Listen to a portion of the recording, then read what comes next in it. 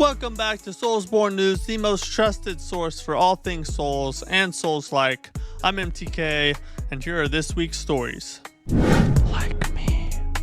It looks like image enhancement is coming to Bloodborne through PlayStation 5 Pro. However, it's not from PlayStation themselves, not through a patch or anything like that. No, that would be too much attention for what is PlayStation's most neglected redheaded stepchild. No, this is from the enhance mode on PlayStation 5 Pro that allows you to enhance image quality for PlayStation 4 games, which of course would include Bloodborne. Now, to be honest, you can see the image up on the screen, and it has the example of the enhance mode on and then the enhance mode off. And if I'm being honest, I don't really notice a difference. For me, I can tell if I really focus on it and pay attention, but if I was just to look at these two pictures, I wouldn't really be able to tell. Now, for a person like me who doesn't really care about image quality that much, it's really not going to matter.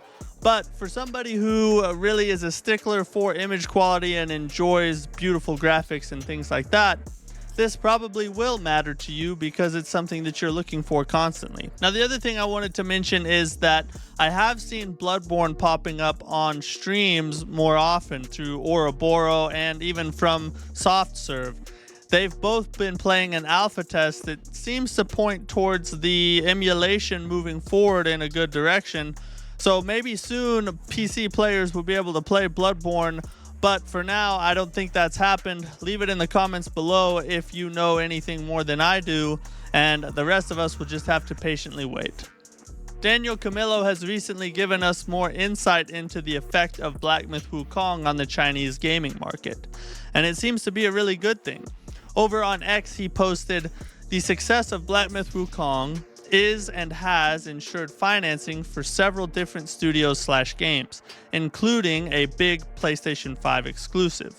Been hearing different accounts directly from people working at different studios. The effect is real. I'll share more specifics, trying to confirm the details." And then in the comments, he also went on to clarify even further, where he said this: "What I mean is that the success of Wukong effectively pushed many Chinese investors to pour resources into different studios." So obviously this is a really good thing for gaming in general, not just Souls-like games, because there's no guarantee that these studios will be creating Souls-like games, and for sure they're not all going to create nothing but Souls-like games. Now, I would hope that since Black Myth Wukong is a Souls-like, and it had such a great success story, that would push some of these studios at least to try and create similar games, but who knows? And it doesn't really matter. It's a good thing for gaming in general, including Souls-like fans, because Asian studios have really been cooking up some really good games lately. So to see more money being poured into these studios so that they can utilize it to create more great games is good for all of us, whether you like Souls-likes or not. So this is a really good thing, and I'm happy to see it. It looks like the studio that made Another Crab's Treasure is in a little bit of trouble regarding their next game. They posted over on X that the funding for their third game has fallen through, and they are currently looking for investors to step up and provide funding. They also got a little snarky in the comments where they said, "Just hit 10K reviews, by the way, but who's counting?"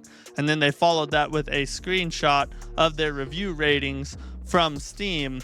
A little bit of sarcasm, I detect. But regardless, this is a solid opportunity for investors if we're being honest. Another Crab's Treasure really overperformed and was one of the best indie Souls-likes of 2024, in my opinion. It really took a different spin on the Souls-like genre. Most Souls-likes do the dark fantasy, gloomy route, and Another Crab's Treasure really went the opposite direction. They chose goofy, colorful, under the sea kind of vibe, and they pulled it off well.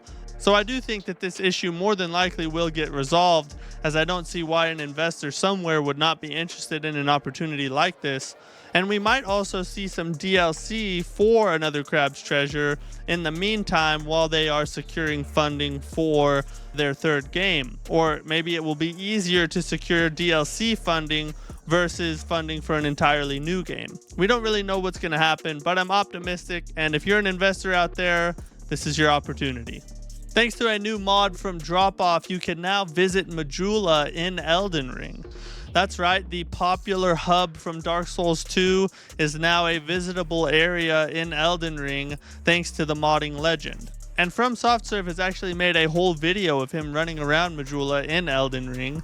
And it's not just a map port. All the NPCs are in place and it is highly detailed, which is super awesome. If you don't know, Majula from Dark Souls 2 is widely considered to be the most beautiful hub in all of Souls games. And I would have to agree with that opinion. So I think this is really cool, and I'll leave a link in the description to FromSoftServe's video so you can go check it out for yourself. No Rest for the Wicked's developer Thomas Mauler has made an interesting prediction regarding the AAA gaming industry. In a post over on X, he had this to say: "It is absolutely not a surprise to me that a lot of AAA studios have been struggling lately. And my prediction is that it won't really get better anytime soon. I know it sounds absurd, but most of the game studios out there that hit it big were at one point just a small group of passionate folks that wanted to make games together. In a lot of cases, they were just friends. And if they were lucky, they found out in the process that they actually make a great team together. Then the games they created struck a chord, and now they scale up and become a massive studio. And then lots of other folks come in and demand this and that and unknowingly change the culture and the approach, and then we suddenly wonder what happened to this or that great studio that always delivered in the past once they're not delivering the same quality products anymore, even though everything changed in their approach to making games." I've compared companies to bands in the past because I think that analogy helps a lot of people understand that we're really dealing with the same issues here. Take the Beatles. They become successful, but now their record company tells John, Paul, Ringo, and George how they should write their songs. And, by the way, now they should also hire Lisa, Stuart, Shane, and Mary and have them be part of the songwriting team so they can produce more stuff. And of course, these new folks should have the same say, because otherwise we might just face diversity issues.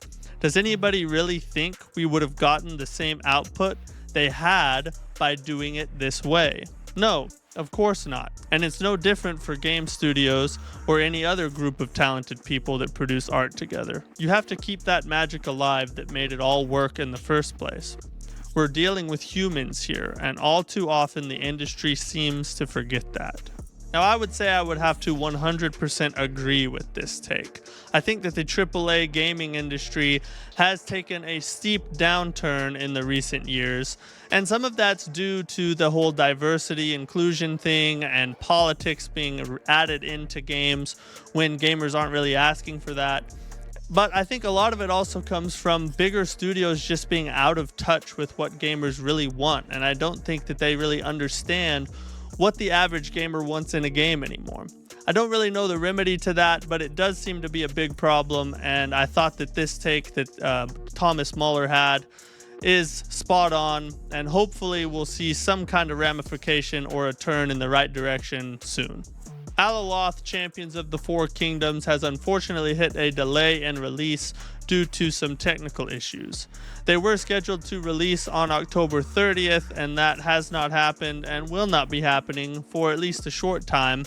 Now, if you don't remember this game, I covered it not too long ago. It's a unique Souls-like that blends Dark Souls style combat with the party system or play style of Baldur's Gate.